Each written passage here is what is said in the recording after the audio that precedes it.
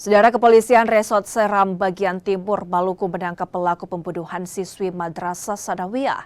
Pelaku sempat melarikan diri ke Halmahera usai menjalankan aksinya. Pelaku pembunuhan siswi Madrasah Sanawiyah berinisial HS akhirnya ditangkap. Pelaku sempat buron usai menghabisi nyawa remaja 15 tahun tersebut.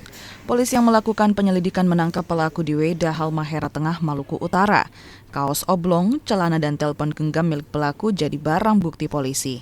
Korban pembunuhan pelaku ditemukan di Sungai Waifufa, Desa Engglas, Kecamatan Bula, Kabupaten Seram Timur.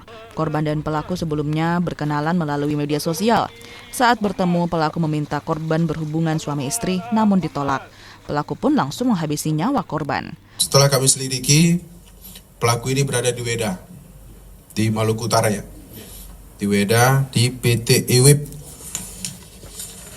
Kita tahu keberadaan pelaku, kita selidiki, saya langsung mengutus tim saya, berangkat ke Weda, tangkap, langsung interogasi, dan langsung mengakui. Pelaku kini ditahan di Polres Seram bagian timur untuk mempertanggungjawabkan perbuatannya. Yahya Lating, Kompas TV Seram bagian timur, Maluku.